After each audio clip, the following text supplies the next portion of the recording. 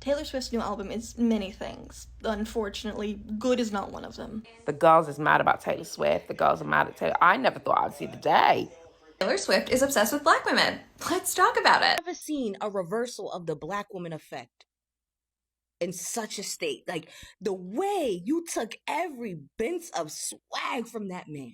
The Taylor Swift necklace just dropped and people are going absolutely goo goo gaga over it. I cannot wait to see how the Swifties are going to defend this one, because this is the racist dog whistle necklace. What do you fucking mean? Hello everyone and welcome to Tea with Tokwase, where I serve you the hottest tea on the internet from TikTok, YouTube, Reddit and sometimes X.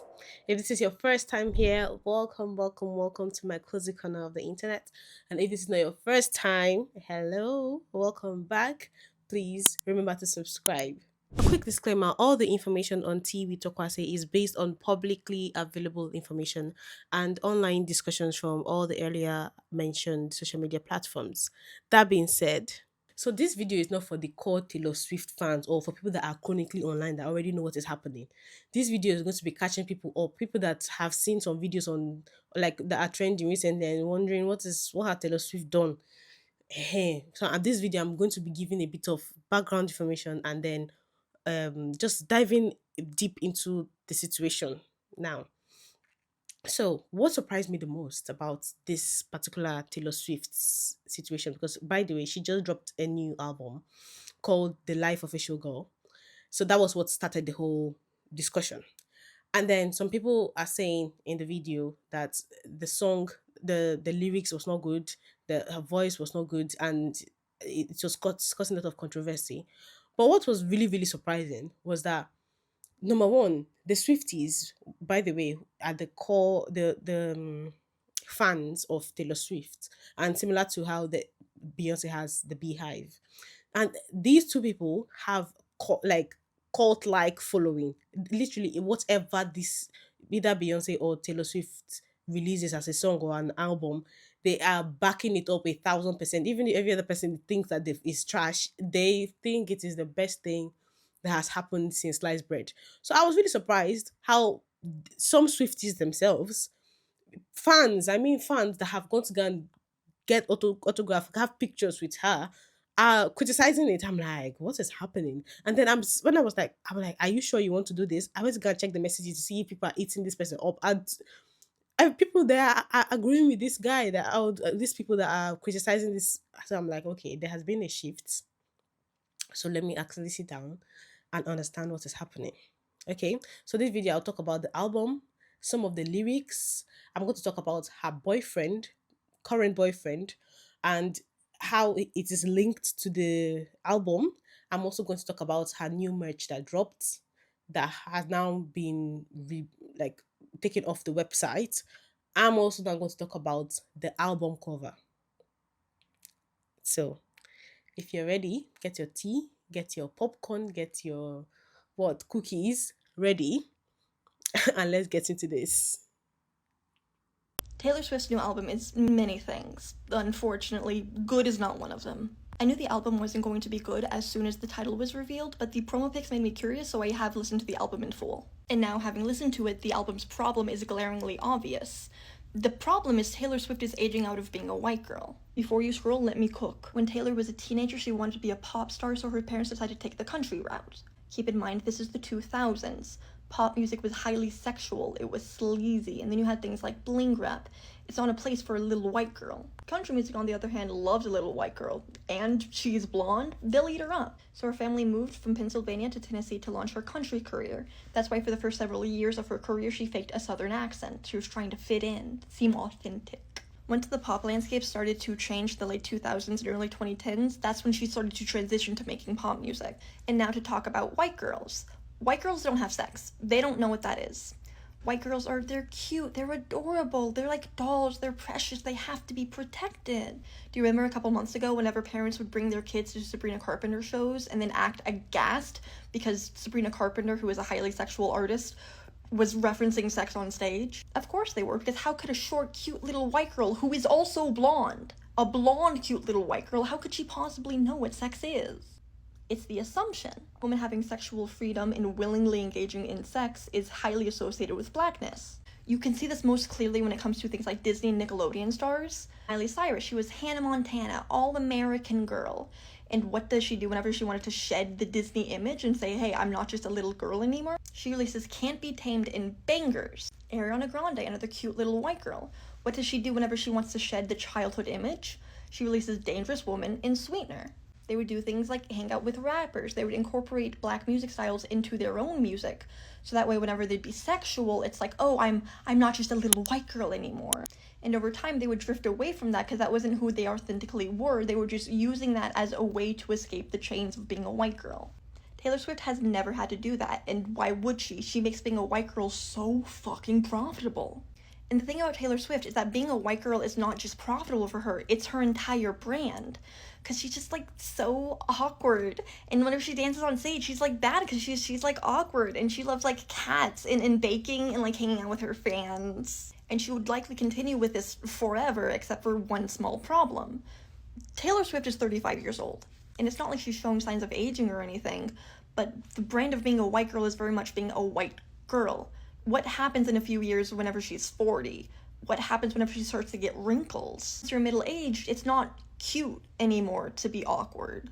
So she's aging out of being a white girl, but she doesn't have a brand or really even a sense of self outside of being a white girl. Also, low-key, this is the entire key to her relationship with Travis Kelce, which is not going to go well, but that's a story for another day. And keep in mind, the world has been moving on. An artist like Sabrina Carpenter could not exist 10 years ago. There was nowhere in the pop landscape for her. For like a cute little white girl who's that sexual. It didn't exist. And then on top of that, things have been rapidly changing politically. So people want different things from women now.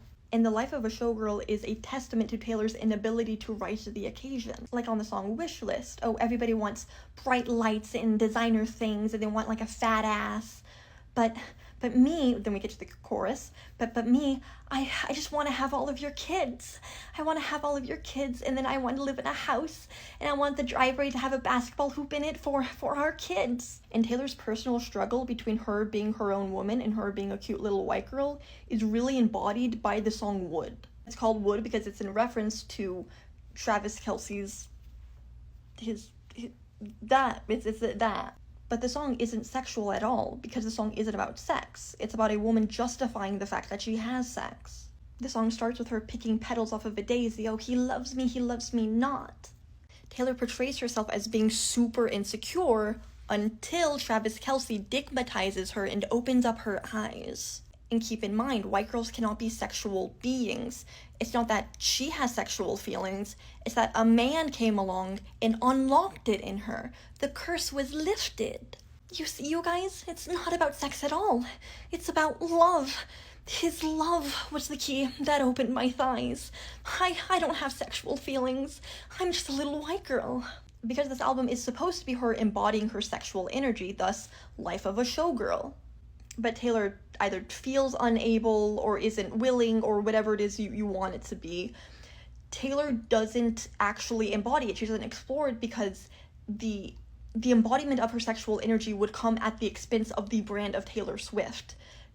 It's seemingly not compatible, or at least she thinks or her team thinks that it's not compatible. So she has to be her own fully embodied grown woman in order to keep up with the times, but she also has to be like a cute little white girl in order to keep up with the brand of Taylor Swift. And in trying to do both, she successfully does nothing. I would be really curious to know if the album was even her idea, especially since so many of the songs sound like rejected tracks off of some of her old albums. Also, how are you gonna have an album called Life of a Showgirl and yet not a single fucking song on the album has a brass section?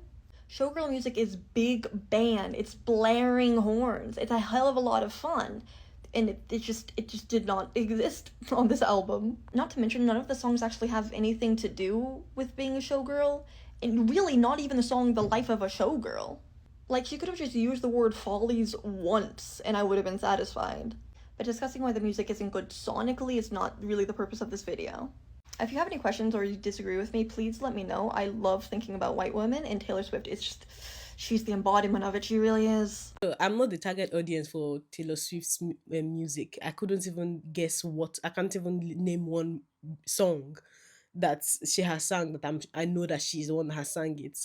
So, but when I saw this video online, that was the first video that made me even know about the new release, the new album drop, and I was like, this was the video. I went to go and check the comment section to be like, I'm sure these people are beating this lady up in the comment section, only for me to see people are agreeing with her and the album. And I'm like, I still will not go and listen to it because I cannot do it. I just cannot. I really just can't. But it was just surprising to see that people were not tearing this girl a new one. You understand what I mean? So that was really strange. But the eloquence at which this girl used her words to dissect and scrutinize this new album, I'm like, yeah, there's a shift. There's a shift in the in the way people are saying Taylor Swift at this point. So I was like, let me dig deeper to see what is happening. So let's go into the next video. The girls is mad about Taylor Swift. The girls are mad at Taylor. I never thought I'd see the day. We are witnessing a revolution.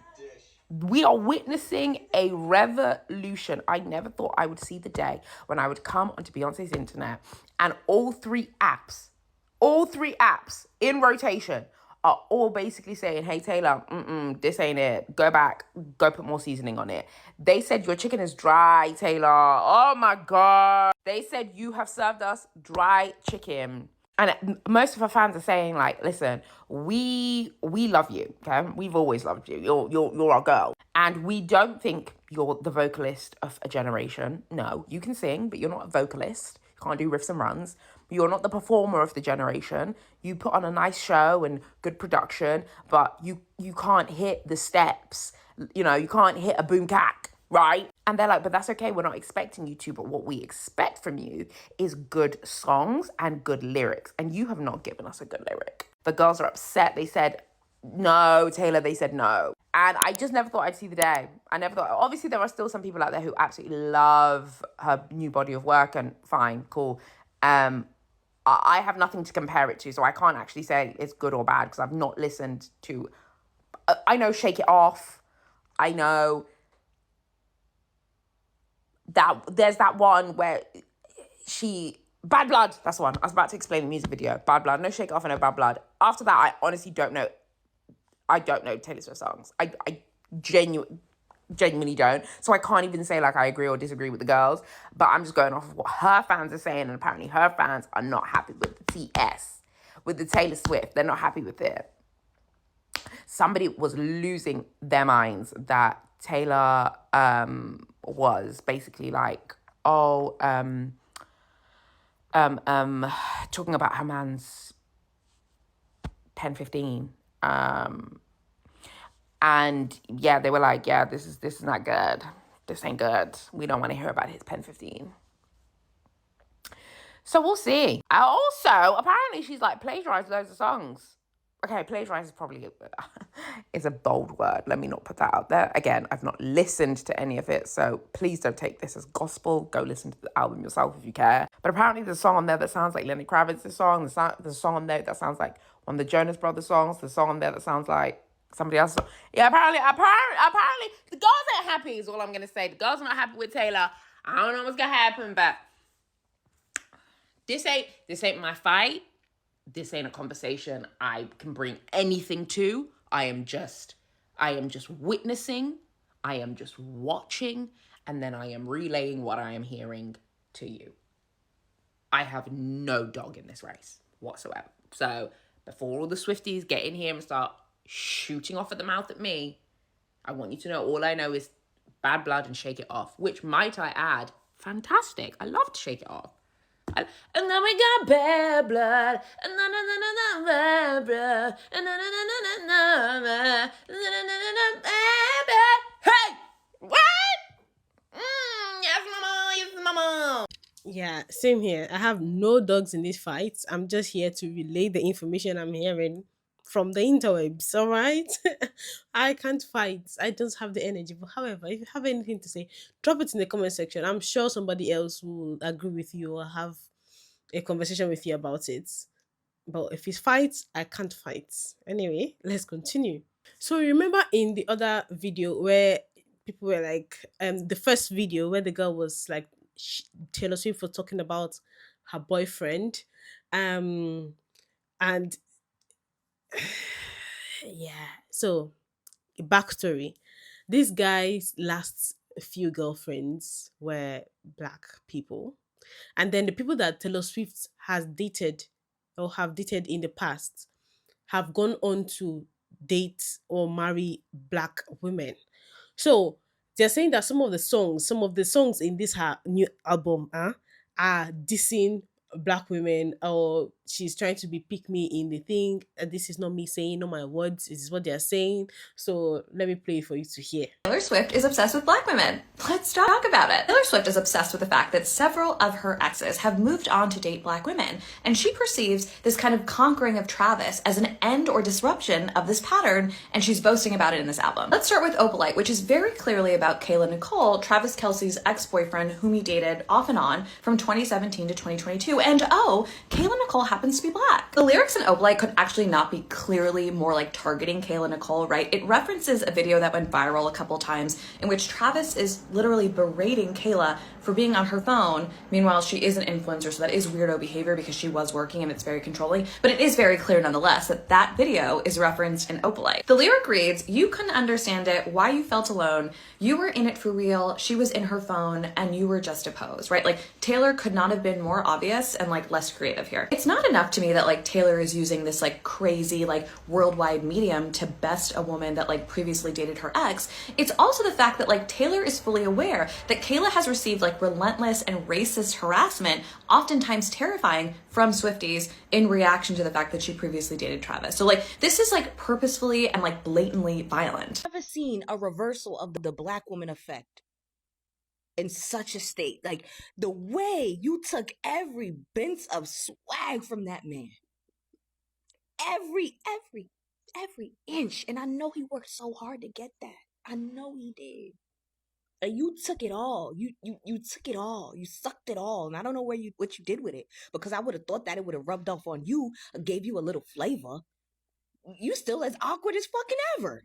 I don't agree that he is a full grown adult. He can decide to do whatever he wants to do. I don't believe that she made him change for whatever reason. For my own opinion, this right here is my own opinion. I think that this is just um an arranged situation. That's what I think, based on the information I'm seeing. Don't quote me still, but this is what I'm feeling. And if you agree with me, let me know. I feel this is just arrangement, an agreement of some sort, online thing, because how is it possible that all his girlfriends before him, before all his girlfriends before Taylor Swift, black? How is that possible? It's very possible. People have different array of tastes. People like different people, but it is quite suspicious. And then had releasing the album, announcing the album on the podcast with him there. Like, you people are dating. You don't. I don't understand why will your wife or why will your husband want to be at work with you? I guess it's a different situation, but it's. And then when yeah, that's what I just think it is just. But I don't think he changed his outfit and outlook because of her. I feel he changed it because he wants to fit into that role that he thinks is going to position, like that position that he thinks is going to get him more money for one reason or the other. what I think. So Travis Kelce, before he started dating Taylor Swift, looked like this. When he was with his ex, Kayla, this was very much his vibe. I just find it interesting that we point this out a lot in girls, but it's not as easy to spot in men, or maybe people just don't notice it as much. But men shapeshift too. Just like when Kylie Jenner was dating black guys, she'd present herself a certain way. When Travis was dating black girls, he would very much do the same. I just find it fascinating because no matter what race of guy I'm dating, I'm dressing like myself. The chain, the haircut, the beard, the stance even. I don't think anyone realized he was actually doing this until he got with Taylor, and it went from this to this. And we can actually track this transition. This was Travis in April 2023. This was him in June 2023, the last iteration of the previous Travis vibe. He and Taylor start dating a month later in July 2023. We see he starts growing his hair out. There's no more black boy barbershop shape up. We see a mustache, very 1970s police officer vibes. We see him in checks, stripes, and Converse. Is that not low-key a little bit similar to this? I will say that Travis was right to make the transition a little bit more gradual than the girls did, you know? Like, as you can see, he hung on to it for a little bit while they were in the early stages and gradually phased it out. I think that Travis needs a little bit more practice with this new street style because some of this new stuff just isn't hitting the mark. I think he probably needs to chat with Jacob Elordi or some other white guy with style to really help him hone his look for this new phase in his life. But yes, RIP light-skinned Travis, gone but not forgotten. Before we get into the next chapter, which is about a necklace, one of the merch she dropped after she released the album. If you know, you know. But before we get into that, I'm going to define what a dog whistle is, because you hear one or two people talking about it, and I want you to follow along. So here we go. A dog whistle is a coded message that seems harmless or ordinary to most people, but sends a hidden or specific signal to a particular group. Mhm. Often used in politics or social context. For example, a politician might use a phrase that sounds innocent but carries a special meaning for certain supporters. I cannot wait to see how the Swifties are going to defend this one, because this is the racist dog whistle necklace. What do you fucking mean? And you can call me the too woke friend. I don't care. I do not view woke as a fucking insult. This is the merch that she released around her song Opalite. And already black women have been talking about how Opalite is a racist dog whistle in and of itself. We have 8 SS lightning bolts, right? You could have chosen any type of lightning bolts, and you chose the SS ones. That's very interesting. And also choosing to do 8. That's very interesting. The little star at the bottom, that has 8 points on it. Some people are saying it's the Iron Cross. I don't necessarily think it is the Iron Cross itself because it does look different, but the fact that it has 8 points, that's a little suspicious. So on this necklace, it is 8-8. For anybody who doesn't know what that means, H is the 8th letter in the alphabet, right? So when people say 8-8, they mean These lightning bolts also are a huge part of white supremacy, right? Like people have them fucking tattooed on them. People have 8-8 in their bios. Like all of this sort of, this is quite literally like the racist dog whistle of jewelry. And it's funny too, because I have a feeling that they're gonna be like, it's not that deep. You guys are reaching a blah, blah, blah, blah, blah. I'm sorry. Wasn't she the queen of Easter eggs? Aren't there Easter eggs in like everything that she does? I'm confused. Even if it wasn't meant to be a racist dog whistle, it goes to show that nobody on her team knows anything about cultural sensitivity. No, nothing. Nobody? Either way, you're in the wrong, okay? Swifties defend Taylor the way that MAGA defends Trump. And anytime somebody draws those parallels, the Swifties freak the fuck out. Well, she's not a Republican. She's not MAGA, blah, blah, blah. Girl, please be for real. Look at all of the people that she spends her time around. Come on. And at the end of the day, you are all going to fall over your fucking selves the same way that MAGA does anytime Trump says something stupid or ignorant or does something stupid or ignorant. But keep defending her. No, go ahead. Go ahead. Defend the white supremacist. That's totally fine. Your friendly reminder that designers vet for hate symbols like all the time. If we see like an inkling that your design could be construed as a hate symbol, SS bolts, swastikas, things of this nature, designers bring it up like every day, all the time. And I think there's starting to become a lot of work out there that's showing people either aren't listening to designers, they don't care that those symbols are hateful, or their ignorance is truly that deep. And all of those are problems. All of them are problems.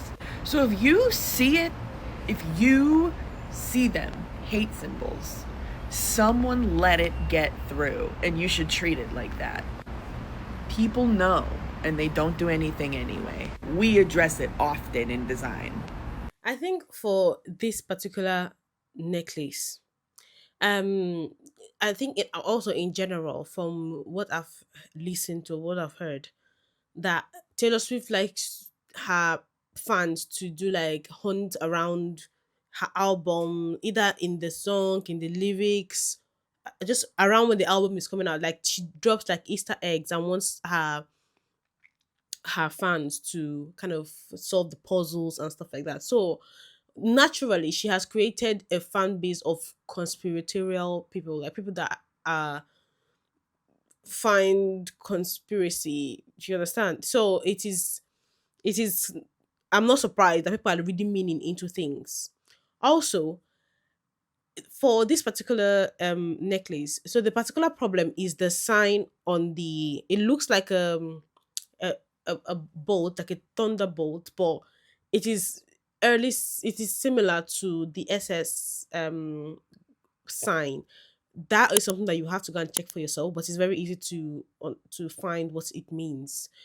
It's in relation to Germany and the um Hitler and the Nazi situation. It is around, it is happening around there. So, and we know what happened between Germany and the Jews, blah blah blah blah blah, concentration, all that. Okay, so check, you see. So that's why this is bringing such a big conversation around it, because how is it that you missed something as big as that? How did you? They took it down from the website, but they took it down when it was already sold out. So there's no, and the annoying part is that they took it down and didn't even make any comments. You know what I mean? Because if is coming up to make a comment about how people don't like her album and she's coming to defend that, how come she's not coming out to defend something like this? Also, this is even more severe than people not liking the lyrics of your album, or people thinking that your album is having some passive some microaggressions towards black women. This is bigger than, like, not like it's bigger, but it's also a big situation. Why are you not addressing it? Why did you take it down, admitting that there's something wrong with it, and then you're not addressing it? So it's giving too much room for people to speculate, which is not something that somebody as big as her herself will want. At the same time, another thing that um kind of stood out to me about this album is that she is such a big artist. Like, she is such a big artist that the only two ways that I will see something like this happening are still not standing well with, or sitting well with me. First of all, the fact that nobody in the design team picked and saw that this thing looks suspicious is actually very surprising. Secondly, if nobody picks it out in her design team, it means that her design team is not diverse enough, which is also a problem, because for how big her team is, there should be somebody that should have an understanding of what this thing looks like. And if it looks like something and you know that it's not what it is just safer to find something else to sell as your merch. It's just safer to do that. So those are the things that really stuck out to me in this. So let me know also your thoughts about this necklace. Does it actually look like what it is? Or are people reaching and making conclusions into something that it's not actually what the situation is? All right, let me know in the comment section. The Taylor Swift necklace just dropped and people are going absolutely goo goo gaga over it. Some people really like it, and some people are looking at it and going, that sure do look like Cracker Jack bolts. And a lot of y'all have been asking me to deconstruct it and go, well, is it or isn't it? You're the one who's into all this weird internet stuff. Tell us. So I'm going to tell you how to identify this kind of thing. Now, we know that people who love to play Yahtzee also love their lightning bolt imagery, and that is for historic reasons. When Mr. Funny Mustache Man was creating his Reich, he was also creating an entire world with its own mythology and principles for his Reich to exist within. And part of this was the idea that the German people were descended from the gods of Old Norse. They weren't just reclaiming their greatness as the German Empire, they were also reclaiming their status as gods or as demigods, which means they adopted a lot of ancient Nordic symbology, including many of their runes. One of the most famous being the Sig rune, or the double Sig, which is what everybody is correlating these lightning bolts to, the double SS. Unfortunately, I can't show any of the images here to provide y'all a practical breakdown, but I will do that over on Substack. So if you are interested in the follow-up to this and what it actually looks like visually broken down, you can check out my bio and find it there. Now, the original double Sig has a flat top, and then the lightning bolt, and then a flat bottom. It is usually in black or white with a black or white outline around it. But naturally, after the funny mustache man and all his friends lost their Minecraft server, those people were driven underground and no longer allowed to use their overt symbology to identify each other and themselves out in the wild, especially when you consider the visceral reactions that people tend to have towards people who use those symbols. So they had to come up with variations around this, and this is what we know as dog whistles. So someone might see just a regular lightning bolt, and another person might see a comrade in arms. The way you can identify these lightning bolts is by looking at the original Sig Viking rune. If the lightning bolt follows the pattern of the Sig lightning rune, whether or not it has a flat top or a point, you can kind of ascertain that it may be what you think it is. This is what the Sig rune looks like.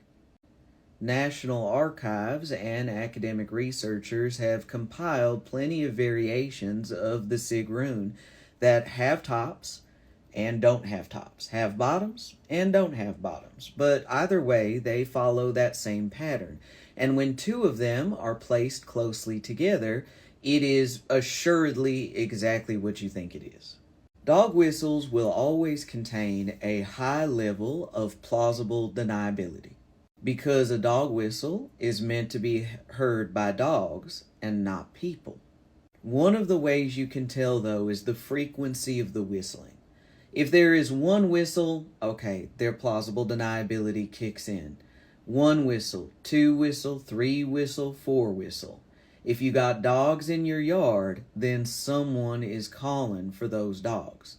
So one of the ways that you can utilize your discernment is finding the frequency of the whistles. If there's too many whistles, you may not want to associate with that person, or you might just want to have your wits about you. Anyway, I will be uploading a more detailed version of this to my Substack, in which I'm conducting independent research on fringe online movements. Even though this one's more, I mean, it ties in. If you look at my internet history videos, it ties in, that's for sure. Anyway, I hope I explained that all right without being able to use the images. Remember, always use your discernment. Be critical of everything around you, especially things that you enjoy. It is okay to be critical of what you enjoy. That's not a bad thing at all.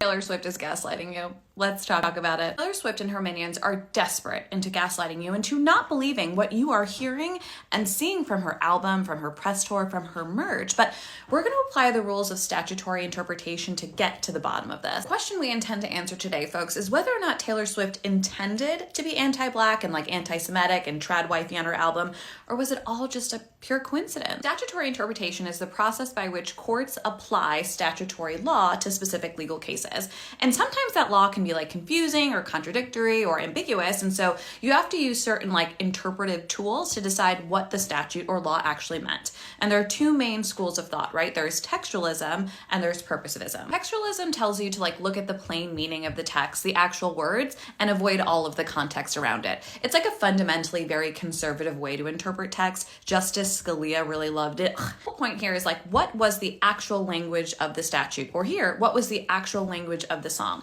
This is one of those ways that like Republicans and conservatives justified slavery, right? Like, it's fine, the law says it's okay. Purposivism is more of like a scavenger hunt. Instead of just looking at the plain meaning of the text, here you're looking at context, right? Public policy, social context, what was going on in the world, to decide what the author of the statute or the law really intended. So when we apply to Taylor Swift, what we're looking at is like the social context. What is the world doing? What did Taylor Swift actually mean? What did she intend? It goes beyond just the words themselves. Back to Taylor in this album, and like a total capitalist shakedown, she decided to promulgate all of this stupid merch to have her fans like spend every single dollar they had to fund her lifestyle or something, right? And some of the stuff we're seeing is that hideous mint green fur coat and that weird hat that says something about protect the family, and the piece de resistance, that hideous, disgusting, dog whistly, weird necklace with all the lightning bolts. We apply the tools of statutory interpretation and start with textualism, looking at the necklace, then like maybe things seem okay, right? Like a lightning bolt is a lightning bolt, I guess, right? It's just like this electrical discharge from the sky that we all see that we think is pretty, and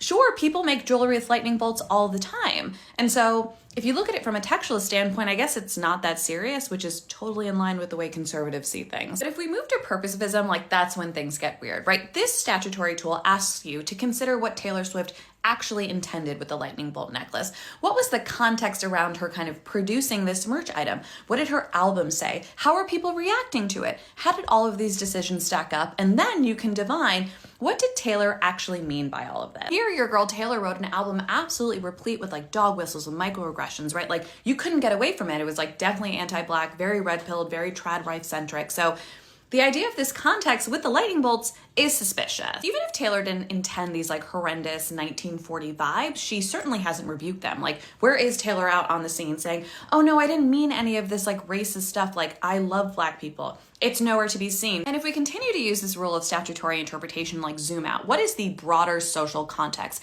in which this song was promulgated? Well, you know, America right now is like in the shitter, right? We're in an authoritarian state. Everything is really scary, and still she's remained silent, and she's promulgated this necklace with lightning bolts and hasn't said anything. So all of that suggests that she did mean something with it. At the end of the day, Taylor Swift is not some like random indie music artist with very limited media literacy, right? Like she has teams upon teams of people to review her decisions at every level, right? PR people, branding people, lawyers, like it runs the gamut. And everyone said it was okay, and Taylor signed off on it, which means that she made choices that kind of suggest intent. And the intent here feels obvious. So now we know Taylor Swift either intended all of these microaggressions or dog whistles, or she was aware of them and has decided not to do anything about it because she wants to make a buck at the end of the day. And that makes her a bad person. And again, if you're still listening to her and you're still fighting with me in my comments and like not listening to Black women and not listening to people who are on the adverse side of her microaggressions, like block me and like, I don't know, go read a book and see a therapist. So when I thought it's just a necklace, even though this necklace, it is coming at a time where America is fighting, it's in an authoritarian-ish looking situation with what's his name again, Elon Musk doing the sign. Mm-hmm. This is a weird time. I will not imagine this if this happened. This lightning necklace came out like 2 years ago, it may not have caused such an uproar. But looking at this necklace thing, I feel it's now you should be even more what they call it, conscious or something like this. For this thing to be released at around this time is very, very, very suspicious to me, because it just looks like she's trying to, I said looks like, it looks like she's trying to attract or align herself to a particular um political party. That's what it looks like to me. So, however, when I thought that this necklace was the only thing that was suspicious, then I now saw this video about the album cover, and that's when I realized that, all right, I don't know how you would dig yourself out of this particular one. I don't know how you are going to do it, but this one, it is too blatant to me. The other ones are blatant. The album had talking about microaggressions and blah blah blah. This one is worse. It gets worse and worse. All right, let's watch it. This cannot be serious. Click on this comment so you can see this whole image that's behind me, because I can't show you the whole thing, but you can kind of get an idea of what is behind my head, right? And you can see it's from Taylor Swift's Midnights album. Are people looking too deep into it? I'm not so fucking sure, because apparently she released 4 versions of the exact same album, okay? Meant to be put together like a puzzle. Meant to be put together like a puzzle. A lot of thought went into this. Part of the 1 is on this album, and the 2 is on this album to make 12. Half of the 3, half of the 3. Half of the 6, half of the 6, half of the 9. It was meant to be put together. Apparently, her fans love this kind of shit. They're willing to pay her for multiple times for the same fucking albums just so that they could do this, and then they can buy this clock piece to put in between them and put it on the wall. So it was intended.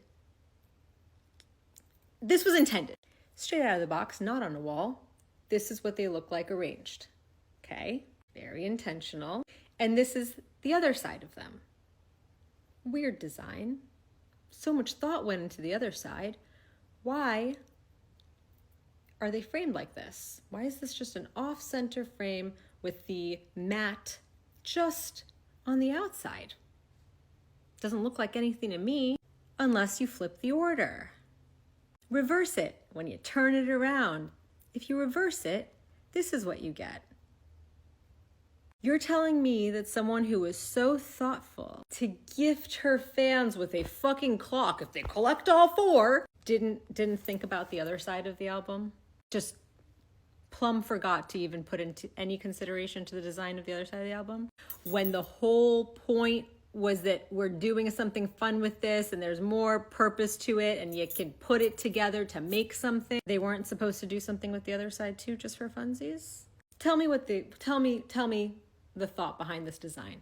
She can't be brilliant and just a girl at the same time. Every single fucking thing cannot be calculated and amazing and the smartest marketing move that anyone's ever made, and then also just be a coincidence.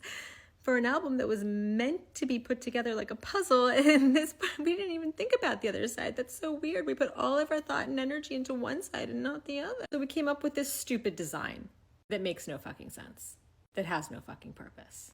It's not that deep. It's not that deep. Sometimes it is. It's always that deep. So you see what I mean now? If this design, this is so obvious. I don't know how more obvious it needs to be. Anyway, if this second design was not about the same situation, about the same Jewish and German situation, if these 2 things were not attached, were not connected in that way, you would have said, okay, people are digging it. But literally, both the lightning bolt and this, I don't want to call the real name of it, and this, let's call it star, are speaking to the same situation that has happened in our history of the world. So it is almost, it's almost, if you don't see it, it's almost like you're trying not to see it. All right. At the same time, this is just my opinion. It is not. I'm putting all the disclaimers as much as possible. From my point of view, this is what it's looking like. But you form your own conclusions at the end of the day.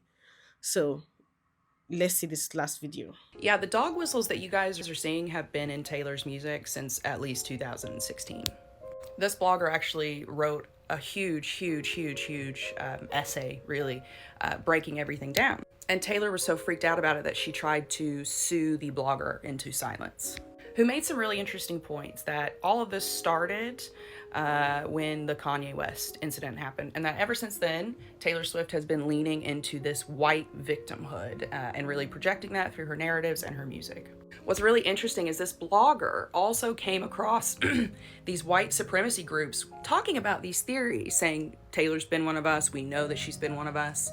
And she's just waiting until Trump's firmly got control and she can come out as what she is, which is interesting considering what's happening right now. And this was written in 2016. And it kind of makes sense, right? Because in 2016, you had Charlottesville happening, right? The Proud Boys marching in Charlottesville, running over protesters, or I believe her name was Heather. I cannot remember her last name, apology. But while that was happening, Taylor was releasing songs called Look What You Made Me Do, with imagery like this. And lyrics like, I rose up from the dead, I do it all the time. While white supremacist groups were marching on the streets of America. And a lot of the Swifties didn't seem to pick up on that, but right-wing groups, okay, neo-Nazi white supremacist groups have. And they've been using her lyrics of her music, right, to promote their stuff, to bolster their stuff, and to, as they say, show that she's one of them, which is just crazy. Like, imagine being a person who writes music that white supremacists find comfort in. That's pretty icky. Breitbart loves her lyrics. Breitbart, I don't read it because it's for bigots. They loved it. When that album came out, they were doing lyrical breakdowns like Swifties. That's pretty bad. And again, why go after this blogger for pointing out these patterns? Why? Why did the ACLU have to defend this blogger? I don't know. Dog whistles have always been. Well, we've come to the end. Thank you for being here until the end. And please like the video. Also check if you've subscribed and subscribe. Let's take this video to the comment section. I'll be there responding as well. Okay, but let's be respectful. And I'll see you in the next one. Bye.